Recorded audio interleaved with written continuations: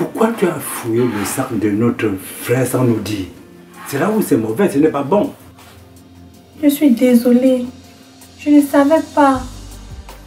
C'est toujours facile de s'excuser. Foutons-la à la porte. Je vous en prie, ne me jetez pas à la rue. Qu'est-ce qui va se passer maintenant? Quel sort nous réserve la tradition? Si ça se trouve, rien ne va se passer. Au mieux, on en parle au chef du village, où on l'a fait rencontrer un praticien. Oui.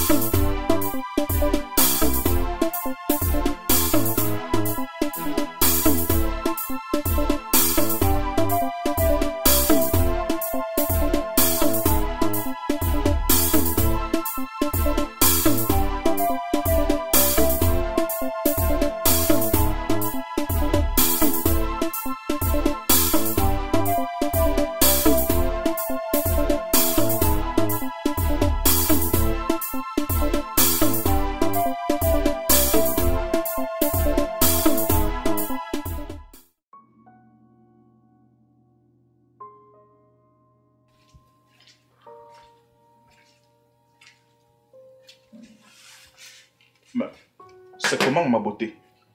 On dirait que tu n'es pas fière de me voir. Non. C'est juste que je ne savais pas que tu allais venir. En tout cas, tu m'as manqué. Toi aussi, mon amour. Tu es toujours aussi élégant, mignon et beau, tu sais. Iris serait très fière de te voir. Écoute, chérie, il faut que tu sois forte. C'est ta famille. Faut les parler. Surtout moi, faut mon amour. Tu te souviens lorsque les agents des impôts sont venus sceller notre toute première boutique alors que c'est toi qui étais là? Tu n'as pas oublié? Il y a tellement longtemps, mon cœur. Non. Nous n'étions même pas encore mariés. Mais tu as défendu mes biens avec toute ton énergie. Une autre fois, tu es même allé bagarrer avec les policiers alors que ceux-ci me reprochaient d'avoir acheté de la marchandise en recel. Je ne l'oublierai jamais. Tu es et tu seras toujours mon gros bras. Ah bon, mon cœur. Ma famille avait des préjugés lorsque je leur ai annoncé que je vais t'épouser. Ils ont même crié sur moi. Une fille de la côte. Ça, jamais. Ils ont même prétendu que tu passeras tout ton temps à me faire dépenser mon argent. Mais avec le temps, tu les as tellement impressionnés que mon propre tuteur t'a invité chez lui. Oui, oui, je me rappelle. C'est ce jour que j'ai mangé du bon taro jamais fait. En plus, ta maman m'avait offert un très beau pain. Là, j'ai compris que ta famille m'avait adopté, mon cœur. Oui, c'est vrai, chérie. À cette époque, tout allait bien. Et il t'adorait vraiment.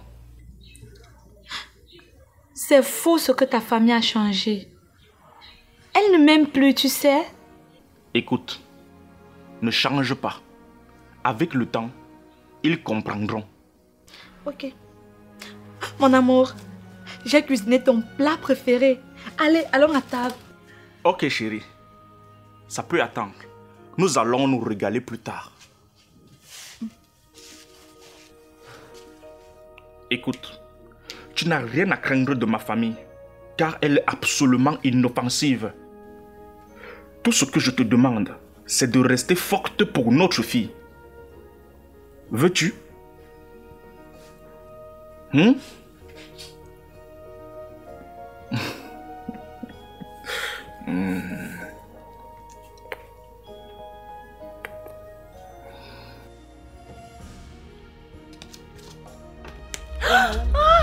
Il est où? Il est où? Il est où? Oh merde. De qui tu parles? N'ose plus jamais me réveiller, tu m'entends? Ziote.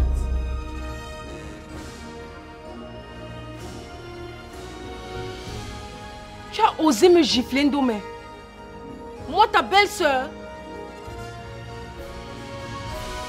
Tu viens de me déclarer la guerre. Tu as réveillé un volcan endormi. Attends toi, guêpes qui vont se verser sur toi. Plus rien ne sera plus comme avant. Tu m'entends? Plus jamais. Je ne sais pas trop sur quoi tu comptes, mais tu vas voir ce que tu vas voir. Ou je suis ta belle-sœur ou je ne le suis pas. Il y a longtemps, tu es toute seule dans ton film. Mais dès aujourd'hui, tu vas me porter sur ton dos si tu me cherches. Ou je suis Madame Faucon, ou c'est quelqu'un d'autre. C'est vrai que tu es la veuve de Faucon, mais tu es la femme de toute la famille. C'est déjà un bon point. Je vais convoquer une réunion de famille, tu vas voir. Je vais de ce pas faire un certificat médical. Qu'est-ce qu'elle a dans la tête pour oser me parler ainsi?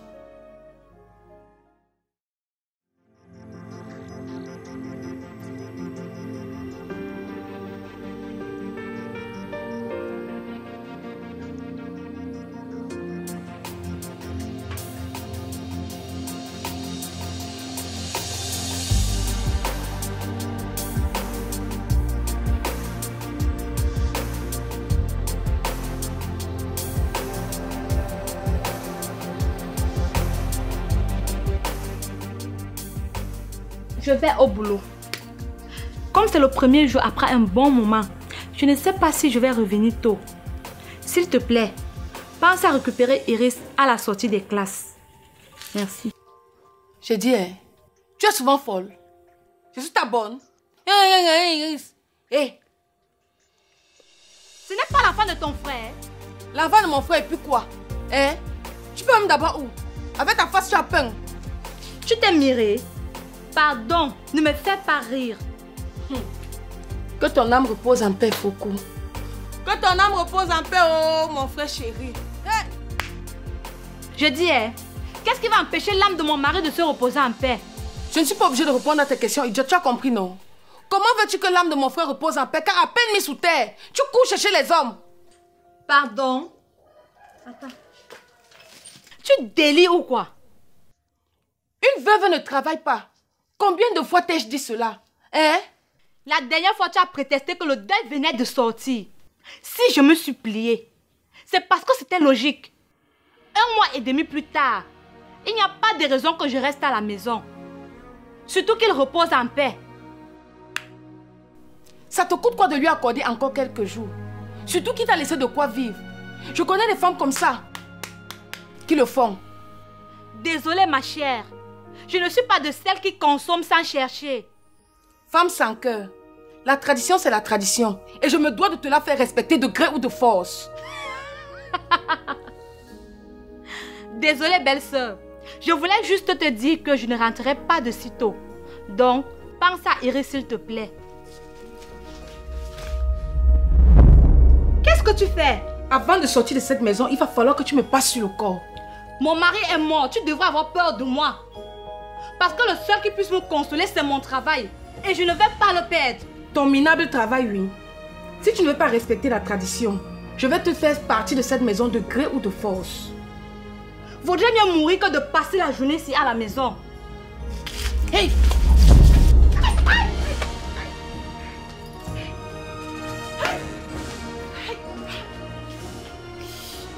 Maudite femme! Veuve maudite! Entre ton mari et ton travail, tu viens de faire ton choix.